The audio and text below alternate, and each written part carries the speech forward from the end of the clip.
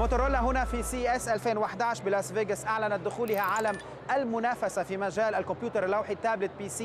سنتعرف إلى جديدها الذي سيطلق في الربع الأول من هذا العام الجديد، وهو موتورولا زوم تابلت PC، وأيضا على هاتفها الجديد للجيل الرابع الذي سيطلق في الربع الثاني من العام الجديد، وهو درويد بايونيك.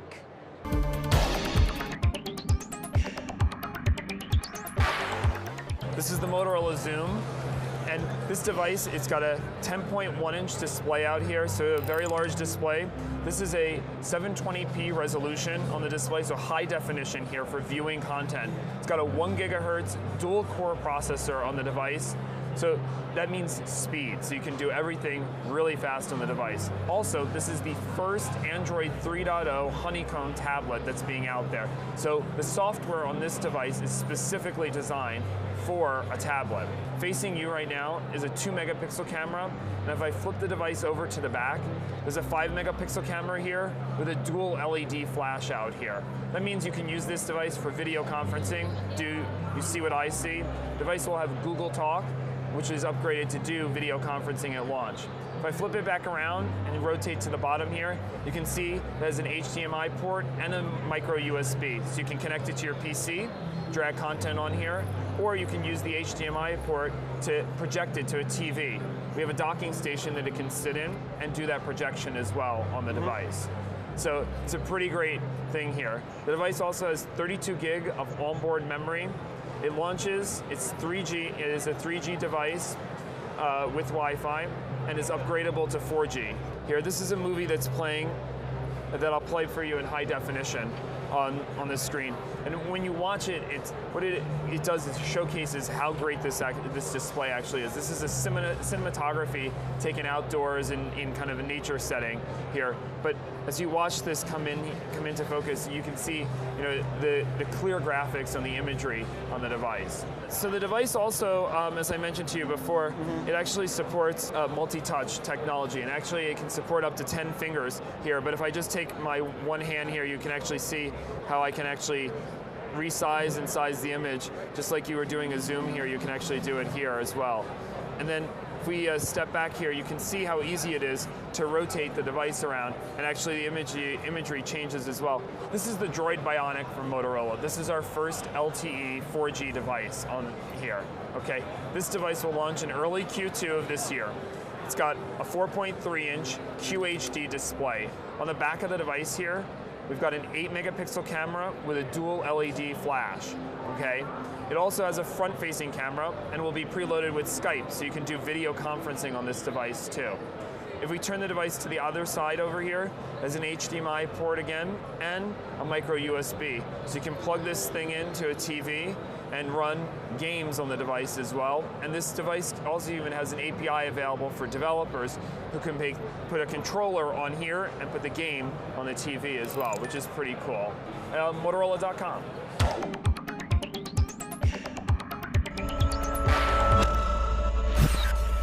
iFusion، الدمج بين شكل الهاتف القديم التقليدي وأحدث هواتف أبل آيفون. كيف يعمل iFusion؟ سنتعرف معا الآن، ودائما من ماكورد 2011 بسان فرانسيسكو.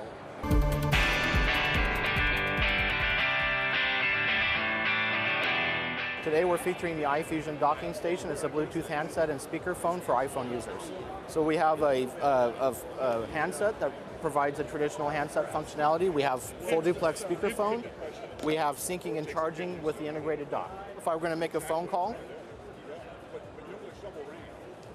as soon as I dial, I can pick this up and start talking to whoever I've reached. During the conversation, if I want to switch to speakerphone, I can hit the speaker button, hang up here, and now we're speaking through this. And then when I'm done, I can hang up.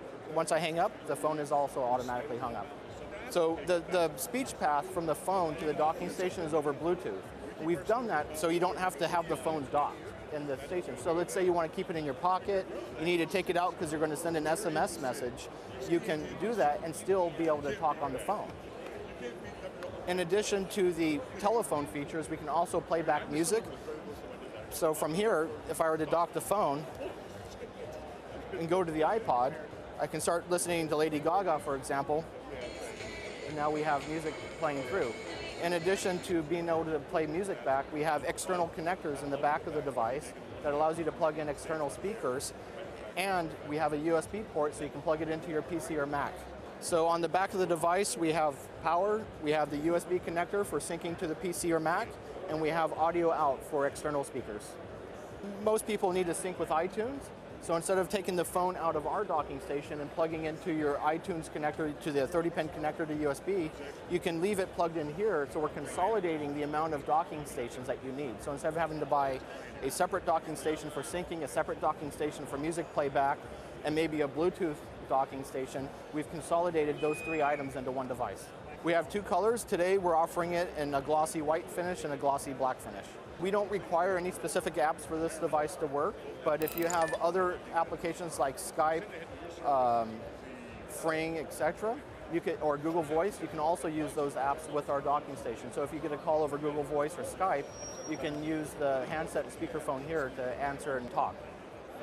Today we officially support the iPhone 3G, 3GS, and iPhone 4. It's available on thefusionphone.com.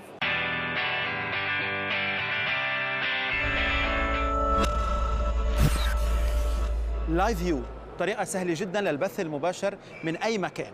LiveU بورتبل أبلينك مثل ما شايفين مع كاميرا، وهيك بنطلع لايف. تواجدت بNAB 2011 بلاس فيغاس لنتعرف على LiveU.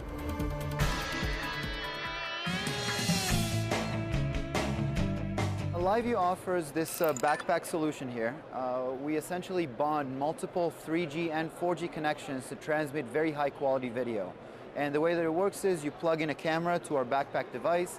It can be SDI, Firewire, and a number of other video inputs. The unit takes the video, encodes it, and then transmits via 7 or more wireless connections at the same time. So we work with different cell phone carriers.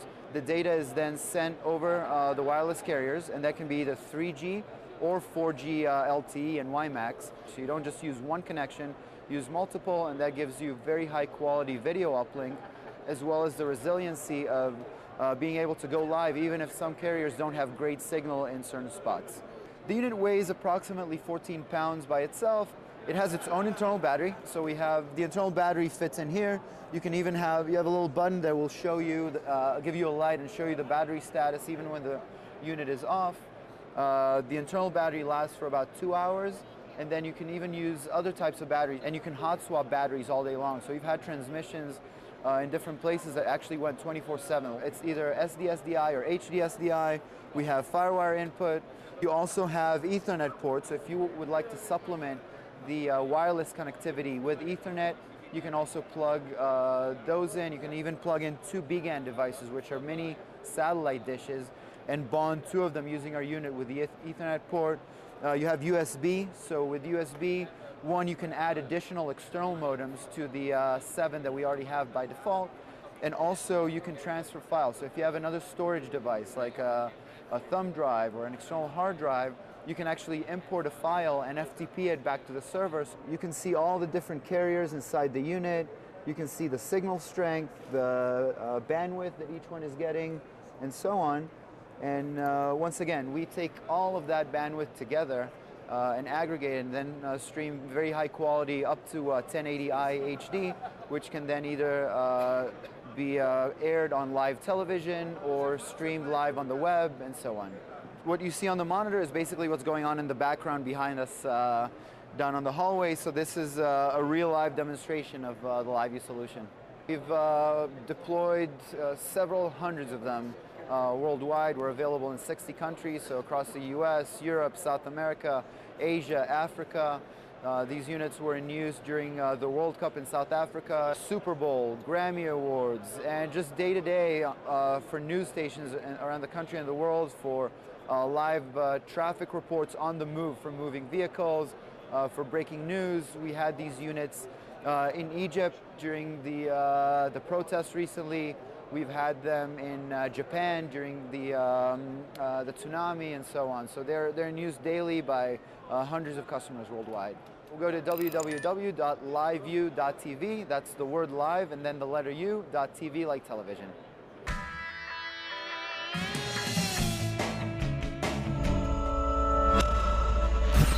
تتابعون ايتك عبر الحرة والحرة دوت كوم ويوتيوب دوت كوم الحرة، وآخر أخبار التقنيات والبرنامج من خلال فيسبوك وتويتر على ايتك شو.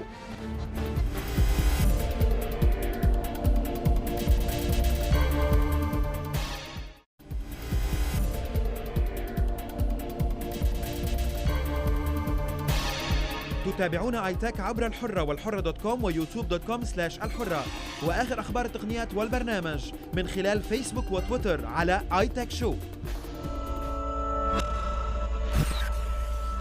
وورنر براذرز جيمز عرضت أحدث ألعابها بإي3 2011 بلوس أنجلوس. جرين لانترن الفيلم تحول إلى لعبة، جرين لانترنز رايز اوف ذا هيومن هانترز، نتعرف عليها سوا.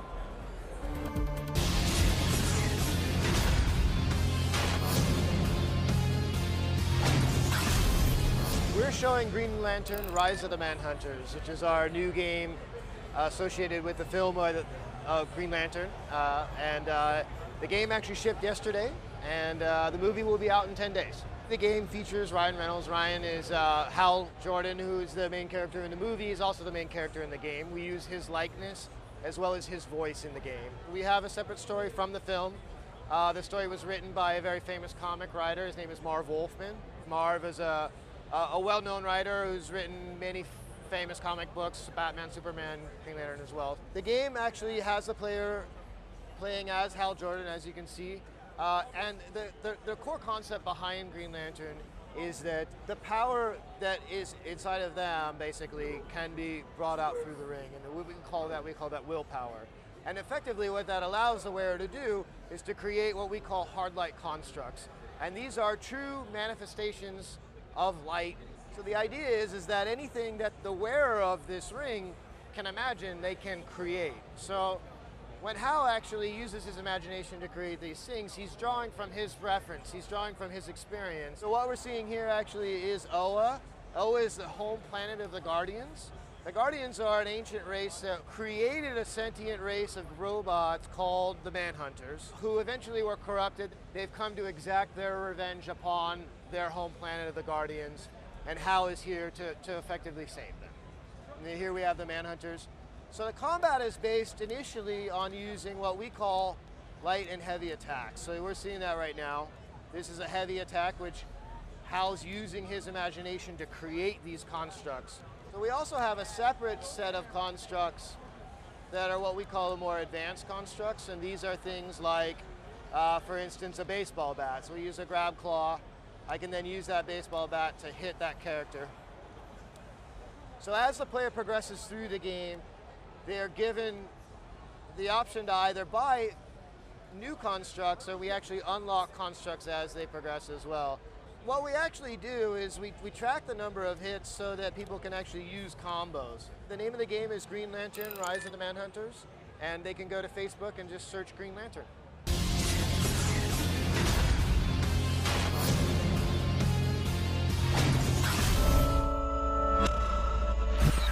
جوجل عرضت هنا في CS on the Hill لتتكلم عن اثنين، جوجل تي في، ونحن سنتعرف من جوجل هنا اليوم على يوتيوب كونتنت ID، كيفية الحفاظ على حقوق الملكية على كل ما يعرض على يوتيوب.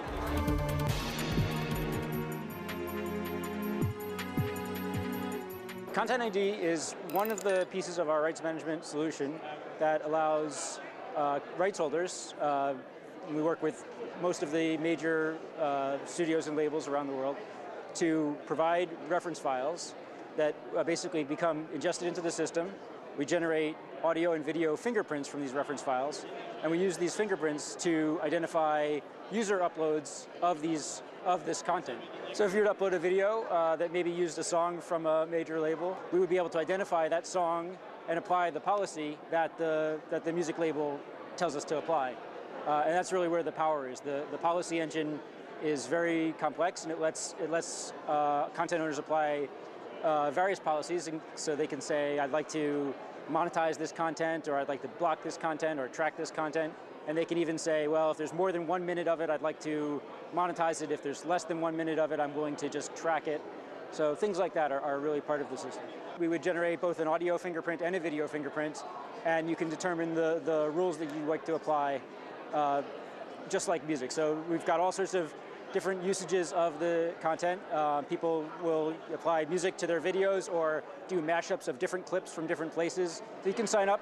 There's a sign-up page on the YouTube site, and there's a process by which you can go in and essentially become a partner of YouTube and have access to this tool and other content management tools. Partners who become commercial partners, who actually run ads, will receive revenue from YouTube based on running the ads, but there's no cost to become a partner, and there's certainly no need for a business relationship to take down infringing uses of your copyrighted material. So if you have a channel, it's very likely that you're in one of the partnership programs already. Depending on your needs, you can apply to get into the next tier, or the tier of partnership where you have access to Content ID services, and you can basically identify your files as reference files, and then we will automatically scan all user uploads looking for pieces of your content. If you have a video that becomes successful and you want to start to run ads and become an actual business partner with YouTube, this is possible, and there's an application process by which you go in and you say, I have this video, it's becoming viral, it's very interesting to a lot of people, there's a lot of views, and you can become a partner through that route. So some partners allow a significant amount of their content to be used and simply track it. Other partners have very, very strict policies, and they would like to block even if small amounts are used. What we're seeing, though, most of the time these days is partners are really opting for the monetized option. So they're saying if more than some number of seconds of my content is used, or some percentage of the video is my content, I'd like to monetize that, and we will run ads against that and share the revenue with them. You can go to youtube.com/t/contentid.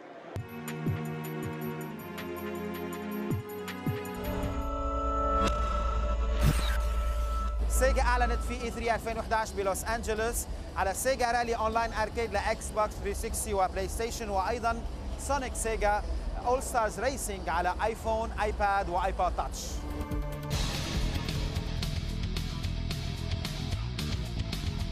This is the arcade experience. It's got the single-player rally championship experience. It's got time attack. It has multiplayer as well, so you can play with up to 6 people online. So there's 13 cars available total in the game. You've got the Citroen, the Ford Focus, Lancer Revolution, lots of popular rally cars. The championship takes you through 3 different stages. There's the tropical stage, which we'll play right now, and then you'll go in the mountains and in the canyons. So it's a wide variety of terrains. So right now I'm racing 22 other cars. I'm trying to catch up to them to become number 1. So you can see here there's mud on the car. There's tracks from all the other cars, so the terrain kind of deforms as you go. It's a very rich, detailed environment. This is where the arcade experience comes in. So you have gates, checkpoints you have to go through, and you have a certain number of time to get to the next one. You have rally commands coming up on stage, so you have, this guy's saying there's a gentle, easy left turn coming up, gentle, easy right. This is pretty much the experience. It's going to be it's available right now for $10 on Xbox Live Arcade and PlayStation Network. So this is Sonic and Sega All Stars Racing. It's pretty much Sonic and 10 of his buddies getting together to kind of duke it out in an adrenaline-fueled race to the finish. So you have a bunch of different courses. There's 12 total, all inspired by different worlds from different Sega games. So you can see a few of the different characters here. I like Sonic the Hedgehog, so I'm going to choose him.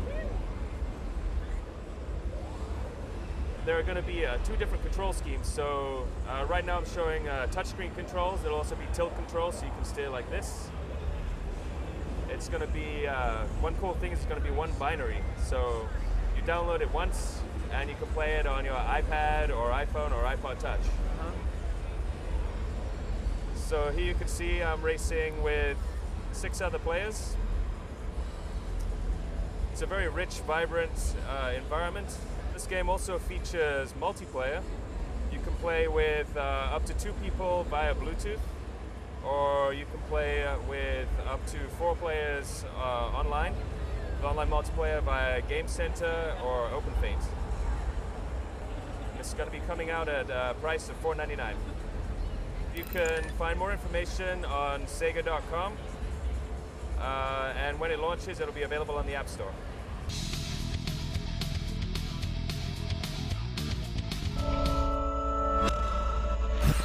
بارت شركة فرنسية عرضت هنا أيضا في CES 2011 بلاس فيغاس تقنيات تتعلق بالهاتف المحمول، من لعبة فيديو داخل المنزل على شاشة التلفزيون إلى لعبة في الهواء الطلق، هليكوبترز يمكن التحكم بها بواسطة أجهزة الهاتف، وتقنيات أخرى نتعرف عليها معا من بارت.